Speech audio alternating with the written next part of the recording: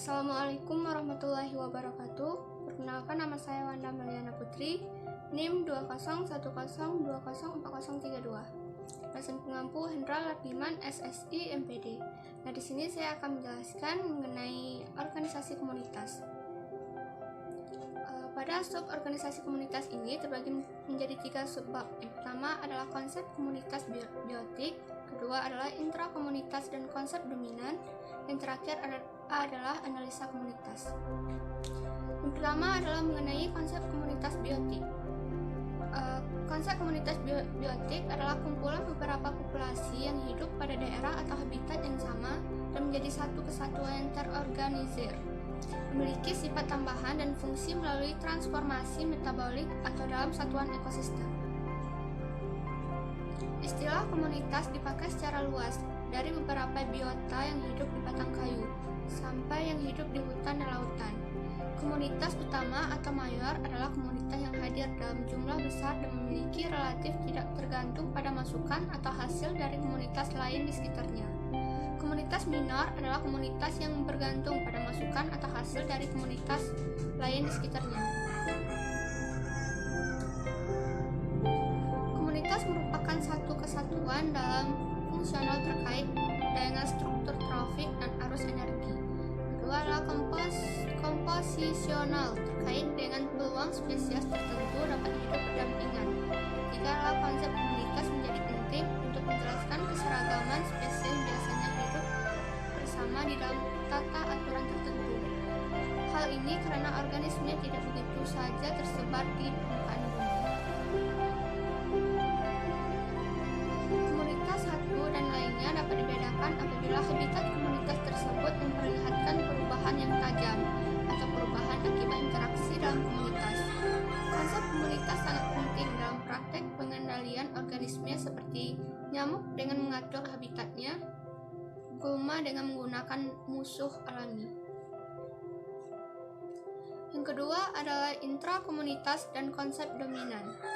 Tidak semua spesies dalam komunitas memiliki peran, nilai atau arti yang sama. Hanya beberapa spesies yang berperan sebagai pengendali utama komunitasnya. Pengendalian ini dapat berupa jumlah yang banyak, biomasa, atau produktivitas yang besar atau dengan kegiatan lainnya. Klasifikasi intrakomunitas berupaya menilai pentingnya suatu spesies dalam komunitas berdasarkan tingkat makanan atau trofik, fungsional, produsen, makrokonsumen, mikrokonsumen. Dalam masing-masing kelompok atau tingkatan trofik maupun fungsional, terdapat spesies yang sangat mempengaruhi arus energi dan lingkungan dari semua spesies. Spesies ini disebut dominan ekologi. Kekayaan spesies atau spesies richness. Derajat dominasi dapat terpusat pada satu atau lebih spesies dan dinyatakan dengan indeks dominansi. Beberapa indeks dominansi atau disimbol dengan C, kesamaan atau disimbol dengan S antar dua komunitas.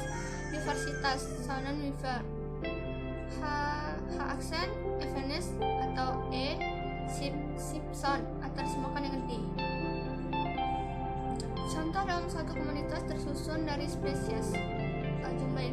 Jumlah individu spesies A berjumlah 104, spesies B 71, spesies C 19, spesies D 5, spesies E 3. Pertanyaannya, berapa total individu kekayaan spesies dan indeks diversitas Simpson atau D dari komunitas tersebut?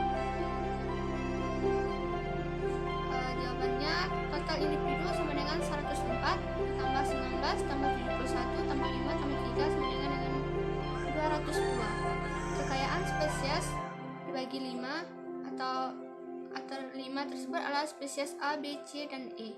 Indeks diversitas Simpson atau D sama dengan 1 dikurang sigma PI kuadrat. PA sama dengan 104 per 202 sama dengan 0,51. PB sama dengan 19 per 202 sama dengan 0,09. PC sama dengan 71 per 202 sama dengan 0,35. PD sama dengan 5 per 202 sama dengan 0,03. PE sama dengan 3/202 sama dengan 0,02.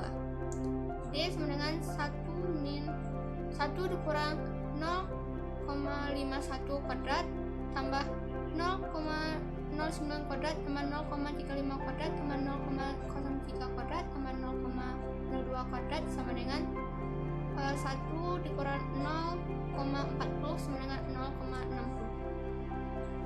Terakhir adalah analisis komunitas. Komunitas dapat diklasifikasikan menurut habitat fisiknya seperti hutan tropis, laut. Berdasarkan bentuk atau sifat struktur utamanya, spesies dominan, bentuk hidupnya, dan indikasi lain. Menurut sifat atau tanda fungsional, berdasarkan tipe metabolisme komunitas. Tidak ada peraturan yang pasti dalam mengklasifikasikan komunitas, tetapi klasifikasi berdasarkan fungsional akan memberikan gambaran lebih baik untuk membandingkan suatu komunitas dalam habitat yang sangat berlainan, atau daratan, laut, air tawar. Klasifikasi komunitas pada daerah geografis tertentu dapat digunakan dengan dua cara. Yang pertama adalah pendekatan zonasi, kedua adalah pendekatan gradien lingkungan. Ordinasi kontinum atau gradien lingkungan yang dihuni oleh spesies tertata. Cara yang paling baik untuk menyebut suatu komunitas adalah berdasarkan beberapa sifat yang jelas, mantap baik hidup maupun mati sebagai nama komunitas, seperti komunitas diram, pelangi, pelagik, pantai pasir. Pada komunitas binatang, memberian nama akan bermasalah karena komunitas binatang jarang dominan dalam waktu lama.